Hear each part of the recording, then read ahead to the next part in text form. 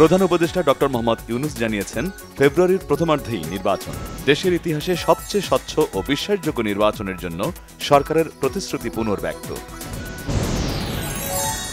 শেখ হাসিনার শাসনামলে $234 বিলিয়ন পাচার হয়েছে। সেই অর্থ ফেরানো অন্তর্ভুক্ত সরকারের বড় একটা অগ্রাধিকার। বিশ্বব্যাংকের প্রেসিডেন্ট অজয় বাঙ্গারকে বললেন প্রধান উপদেষ্টা।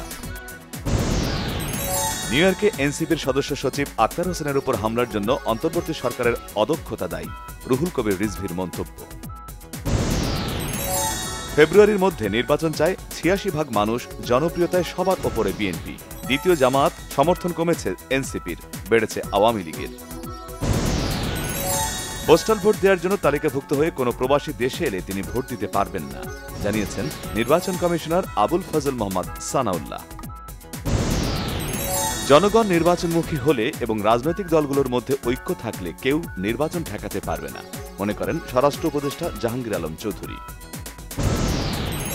রাজধানীতে আবাসিক হোটেল, ছাত্রাবাস ও ফ্ল্যাটে আত্মগোপনে থাকা কার্যক্রম নিষিদ্ধ আওয়ামী লীগ ও অঙ্গ সংগঠনের নেতাকর্মীদের ধরিয়ে দিতে নগরবাসীর সহযোগিতা চেয়েছে পুলিশ। এনসিপির উত্তরাঞ্চলীয় মুখ্য সংগঠক সার্জিস আলম বলেছেন, ৫ আগস্ট ছাত্র জনতার অভ্যুত্থানের মধ্য দিয়ে বাংলাদেশের রাজনীতিতে আওয়ামী লীগের চ্যাপ্টার ক্লোজ হয়ে গেছে। প্রধানমন্ত্রী হিসেবে শেখ হাসিনা বিক্ষোভকারীদের ওপর সরাসরি গুলির নির্দেশ দিয়েছিলেন, ট্রাইব্যুনালে বিশেষ তদন্ত কর্মকর্তার সাক্ষ্য। শেখ হাসিনা ও তার পরিবারের বিরুদ্ধে দুদকের ৬টি মামলা চলমান। নভেম্বরের মধ্যে কিছু মামলার রায় হতে পারে, আশা দুর্নীতি দমন কমিশন চেয়ারম্যানের। সাংবাদিকদের ওয়েজ বোর্ড শ্রম মন্ত্রণালয়ের অধীনে চান তথ্য উপদেষ্টা মাহফুজ আলম, বললেন মালিক পক্ষের সদিচ্ছার অভাবেই বাস্তবায়ন করা যাচ্ছে না ওয়েজ বোর্ড। সিলেট নগরের রাস্তাঘাটে শৃঙ্খলা ফেরাতে ও নিরাপদ সড়ক নিশ্চিত করতে অবৈধ টমটম ও ব্যাটারি চালিত অটোরিকশার বিরুদ্ধে কঠোর অভিযান চালাচ্ছে আইন শৃঙ্খলা বাহিনী। নারায়ণগঞ্জের রূপগঞ্জ উপজেলার মুড়াপাড়ার গঙ্গানগর এলাকার শীতলক্ষা নদীর তীরে একটি ভোজ্য তেলের কারখানায় আগুন। ২ ঘণ্টার চেষ্টায় নিয়ন্ত্রণ করে ফায়ার সার্ভিস।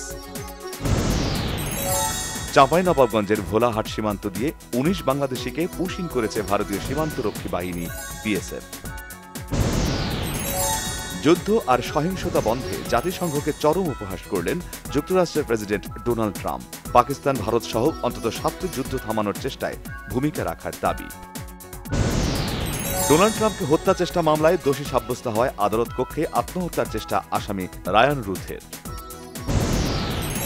টাইফুন রাগাসার কারণে উপকূলীয় এলাকার ২০ লাখ মানুষকে নিরাপদ আশ্রয়ে সরিয়ে নিয়েছে চীন। তাইওয়ানে অন্তত ১৪ জনের প্রাণহানি। ফাইনালে ওঠার স্বপ্ন নিয়ে এশিয়া কাপের সুপার 4-এ ভারতের মুখোমুখি বাংলাদেশ। এ পর্যন্ত টুর্নামেন্টে অপরাজেয় ভারতকে মাটিতে নামাতে চায় টাইগাররা। দাপুটে পারফরমেন্সে স্প্যানিশ লা লিগায় জয়োৎসব করেছে রিয়াল মাদ্রিদ।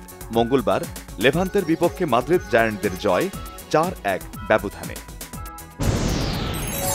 শুক্রবার মুক্তি পাচ্ছে মেহজাবিন চৌধুরী অভিনীত ছায়াছবি সাবা। ছবিটির পরিচালক মাকসুদ হোসেন। পরিবার সহ দেখার মতো ছবি সাবা, জানালেন মেহজাবিন।